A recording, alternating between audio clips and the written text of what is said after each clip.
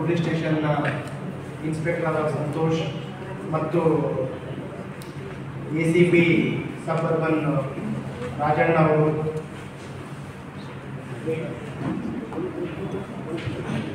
ಮತ್ತು ಇದರಲ್ಲಿ ಸಿಬ್ಬಂದಿಯಾದ ಭೀಮಾ ನಾಯಕ್, ಶಶಿಕಾಂತ್, ಚನ್ವೀರೇಶ್ ಒಂದು ತುಂಬ ಗಂಭೀರವಾಗಿರುವಂಥ ಪ್ರಕರಣ.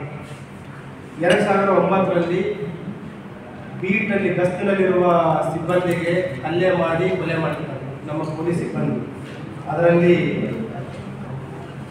ಮೃತನಾದ ಸಿಬ್ಬಂದಿ ಹೆಸರು ಅಶ್ವಿನ್ ಕುಮಾರ್. ಅದೇ ಮೃತನಾದ ಪೊಲೀಸ್ ಸಿಬ್ಬಂದಿ ಹೆಸರು ಅಶ್ವಿನ್ ಕುಮಾರ್ ತಿವಾರಿ ಅಂತ.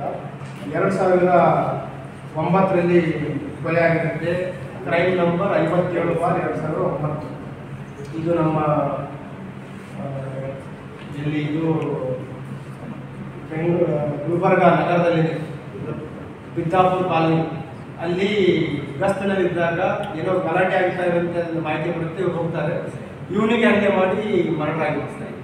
ಅದರಲ್ಲಿ ತನಿಖೆ ಮಾಡಿ ನ್ಯಾಯಾಲಯದಲ್ಲಿ ವಿಚಾರಣೆ ಮುಗಿದು 2011ರಲ್ಲಿ ಅವನಿಗೆ ಲೈಫ್ ಸೆಂಟೆನ್ಸ್ ಆಗುತ್ತೆ, ಜೀವಾವಧಿ ಶಿಕ್ಷೆ ಮತ್ತು 50,000 ದಂಡ ಆಗಿದೆ. ಅವನು ಗುಲ್ಬರ್ಗ ಪ್ರಿಸನಲ್ಲಿ ಇರ್ತಾನೆ. ಅಲ್ಲಿ ಇತರೆ ಕೈದಿಗಳ ಜೊತೆ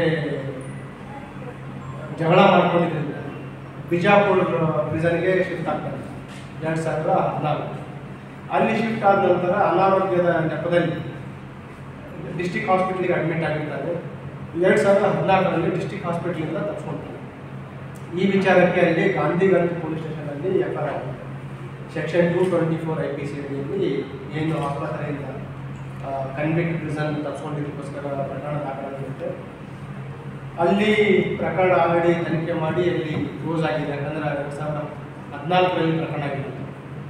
ನಮ್ಮ ಅಧಿಕಾರಿ ಸಿಬ್ಬಂದಿಗಳು ಇದನ್ನು ಒಂದು ಸವಾಲಾಗಿ ತೆಗೆದುಕೊಂಡು, ಯಾಕಂತಂದರೆ ನಮ್ಮ ಸಿಬ್ಬಂದಿಯವರಿಗೆ ಕೊಲೆ ಮಾಡಿ ಶಿಕ್ಷೆ ಆದ ಅಪರಾಧಿ ತಪ್ಪಿಸ್ಕೊಂಡು ಹೋಗಿ ನಾರ್ಮಲ್ ಜೀವನ ಮಾಡೋದಂತೂ it is as good as escaping from the legal system, legal process.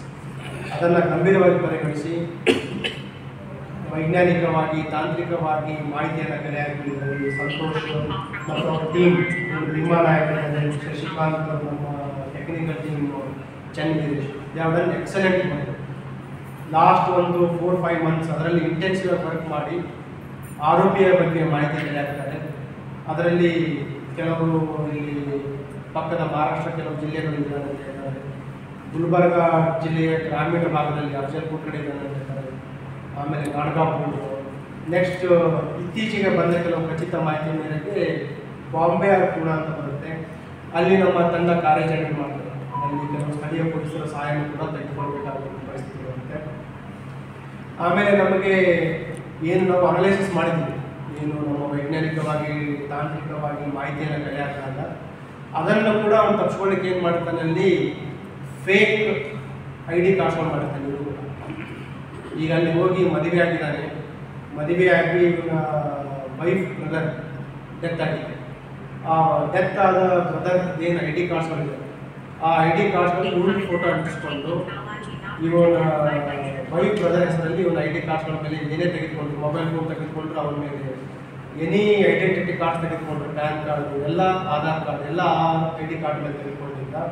ಹಾಗಾಗಿ ಕೆಲವು ಪತ್ತೆ ಮಾಡಲಿಕ್ಕೆ ಡಿಲೇ ಆಗಿತ್ತು. ಆದರೂ ಕೂಡ ಅದನ್ನು ಬಿಡಲಾರದೆ ನಮ್ಮ ಅಧಿಕಾರಿಗಳು ಅವನನ್ನು ಪುಣೆಯಿಂದ ಬಂಧಿಸಿ ತರುವಲ್ಲಿ ಯಶಸ್ವಿಯಾಗಿದ್ದಾರೆ.